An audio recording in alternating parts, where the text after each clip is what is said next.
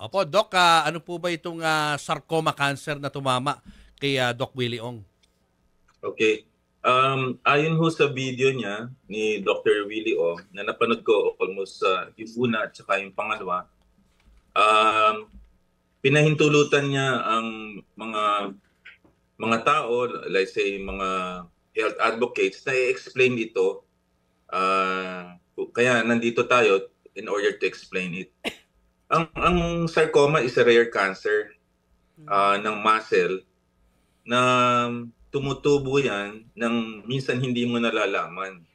Kasi dun sa explanation niya, tumubo kasi siya sa likod ng puso at sa likod ng puso at sa harap ng gulugod. So, and that is medyo deceptive. Lalo na yung spine natin, yung gulugod natin, ito ho apat ho, 7 home vertebra to. Yung susunod do, yung thoracic po na gulugod, hanggang 12 vertebra ho yan. At to yung lumbar 5. Doon ho daw tapat ng T10 or almost katapat ng pusod lumaki. So, lumaki yan na hindi niya namamalayan kasi nag-accommodate po yung puso. So, ang nangyari, naipit din ho, katabi kasi ng puso, yung esophagus, yun ho yung mula sa mouth, ito ho yung tube na dinadaanan ng pagkain. Naipit din ho yung kanang bahagi ng puso, yung right atrium. Kaya po, yung pagpasok ng dugo sa puso, at ho yung ugat na nanggagaling sa baba, ang biggest vein, ang vein ho kasi yun ang nagbabalit ng dugo. Naipit din po yun, kaya minanas po siya. So, lumaki yun nang hindi namamalayan, maabot ho ng 16 by 10 by 12. So, almost kasing laki po ng melon ang yun. Wow, my gosh.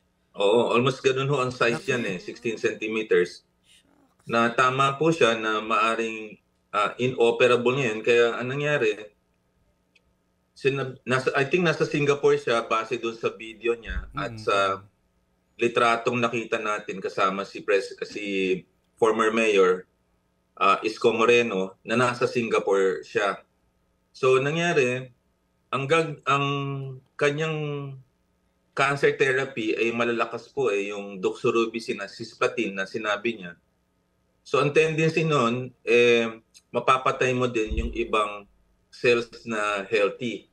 So ibig sabihin ng neutropenia ay yung white count, yun ang soldiers of the body. Let's say ang number niyan 5 to 10,000 ang normal, o 5 to 10,000. Pag sinabi neutropenic, mababa. So mga 2,000. Kanya daw almost zero So hindi ko maisip na bababa nun. Ang nakikita ko lang yung mga less than 1,000 or 800, 500. Ito daw umabot ng ganon. Kasi maaaring mahina na resistensya niya but kailangan kasi siyang pagalingin at i-shrink kagad yung cancer niya. Nag-chemotherapy siya ng matatapang na gamot. And then eventually siguro, iraradiation siya para lumiit yung yun para hindi ho maapektuhan yung other organs na naiipit. So, yun po ang sarcoma.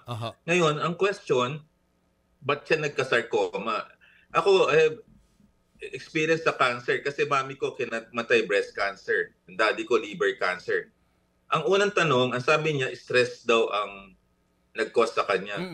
Well, yun, sa paniniwala niya, yun, and then acceptin natin yan. Which may actually be true kasi naalala niyo si Steve Jobs, yung may-ari ng Apple in 2006, pancreatic cancer kinamatay niya. Napaka-busy tao. Si Dr. Ong, busy tao dahil 17 million ng followers. So people would respond to stress in a different way. Heart attack, iba. Minsan chest pain. Iba, high blood. If you remember the late Fernando Po Jr., na-stress siya, tumaas ang BP, na-stroke. Ang ibang tao ay, ito, ang presentation ay cancer. Pero usually, may genetic predisposition po yon. Like sa mother ko, nagka-breast cancer siya kasi ang dalawa niyang kapatid, meron din. And then one of my sisters may breast cancer. So namamana yan. And cancer is very strong in the family. So genetic ang una mong iisipin dyan. Pangalawa, hindi naman siya naninigarilyo, hindi siya umiinom. Di rin naman natin alam din ang diet ni Dr. Willie Ong. I assume it is healthy. Yeah. Kasi ang sa pagkain, ang pwede mag-cause kasi ng cancer sa atin ay processed food.